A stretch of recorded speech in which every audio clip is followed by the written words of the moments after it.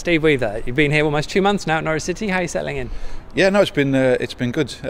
Challenging in terms of, obviously there's a cultural difference between where I've worked before and here, which sort of brings up its challenges, but also in terms of the way sort of that we know we're going to work in the future, and obviously the way it's been working. There's obviously a change, and people from obviously me adapting to Norfolk life, and the staff and the players maybe adjusting to myself. Yeah, that's interesting. I mean, did you have any preconceptions of the club and the academy before you came?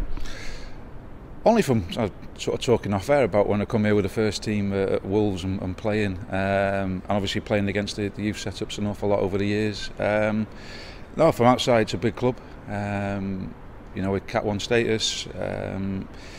No, not at all. I mean, I think it's probably proved out to be a little bit different, because I think you get used to the culture of the people. You know, we've not got too many Cat 1 clubs within our vicinity, so you know, where I've worked, it's been very, very competitive. Whereas here is, you know, we are the biggest club in the area for considerable distance, really. So which enables it to be a little bit different. And our recruitment is more focused to us because we are the biggest club in a big area. Yeah, that's interesting as well, because I mean, what have you found from the academy and the club since you came? Because I've heard the word culture mentioned a couple of times. I know Stuart's mentioned it recently too. Well, I think it's culturally different wherever you go.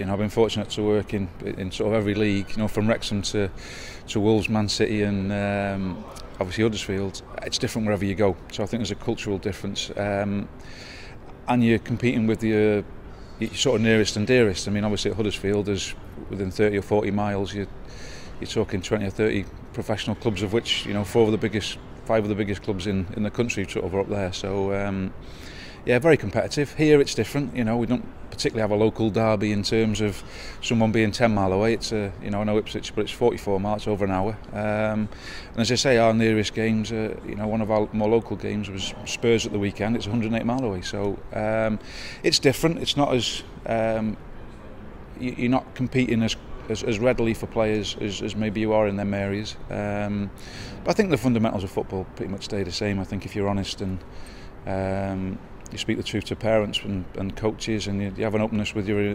environment, I think everyone sort of gets on with it and are happy, you know. Yeah, brilliant. There have been a lot of changes already since you've come in. Can you talk us through some of those and your thinking and feelings behind them? It's probably normal for me.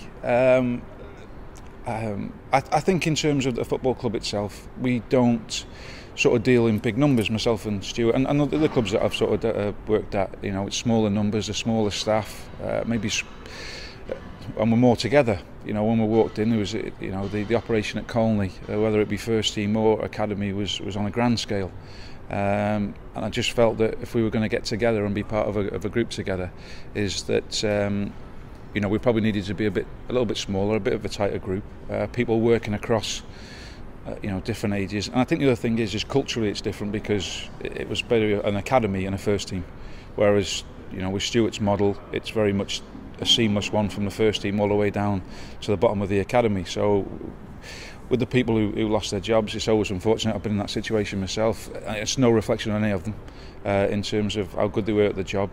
We've just streamlined the model. You know, so the sports science is led by the first team. You know, the medical is led by the first team. Myself, Daniel, Stuart, sort of sit on a technical board, and you know, and we streamline the football side. So it was no sort of thing to any of those people who lost their jobs. It was just the model, you know, sort of didn't allow for that number of staff, really. Because I was going to tie it into what happened at your previous club, especially. But I mean, was it hard leaving Huddersfield, or was that kind of just a result of what kind of took place there? No, I think I've got to be honest. To Huddersfield's defence on what they did, whether you agree with it or not, I was under no illusion from day one that it was under serious threat. It's something that, you know, I think it was a personal decision in terms of the football club and what they wanted to do. So that's pretty much down to them. You know, I'm a developer, so you know, I've worked at football clubs that have been obsessed with youth development more than not been. So I just see the benefits of it in terms of what it provides for the community.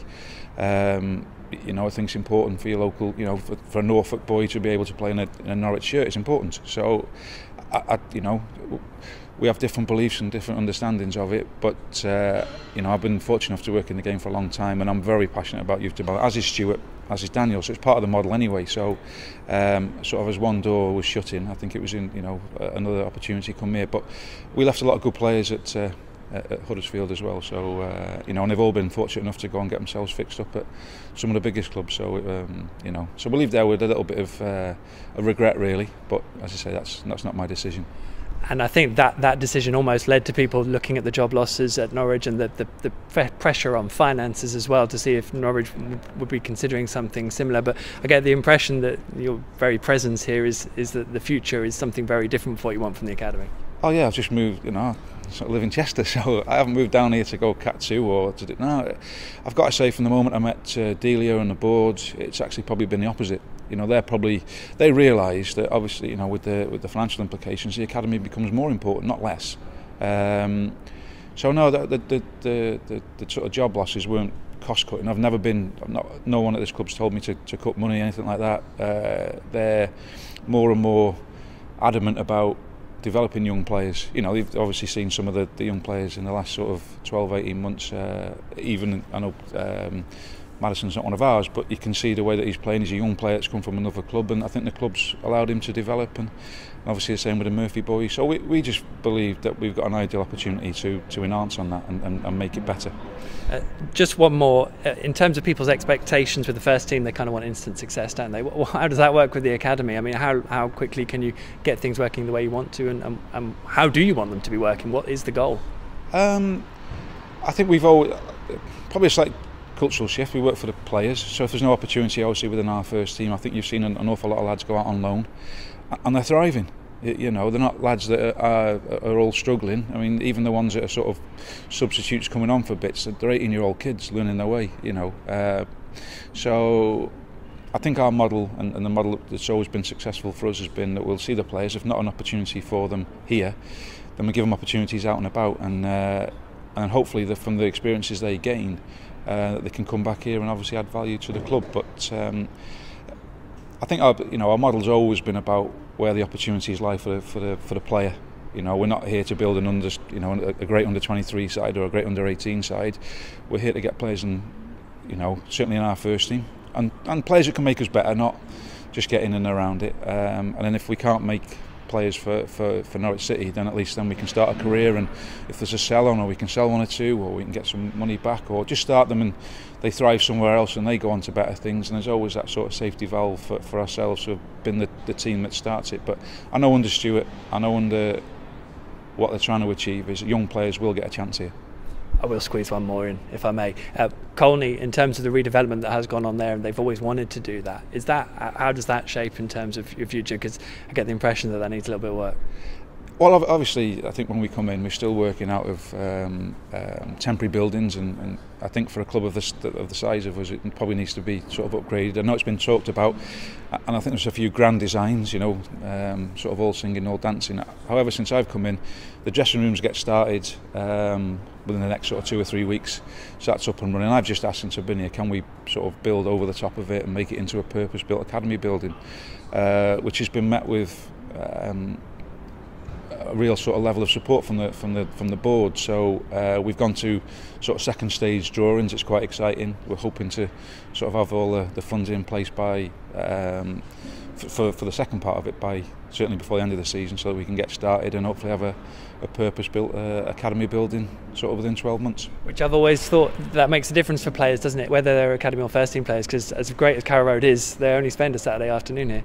Oh yeah, I mean, it's 24/7. It's a 7-day-a-week programme, and I think, to be fair, some of the training grounds up and down the country are, you know, palatial. Some of them. I think we're just looking for something that's purpose. You know, it's the one the club can be proud of, but the parents, the players, and ourselves can be proud of to have it around. So it's important for us. Tom Steve, thank you so much for joining us. Appreciate it.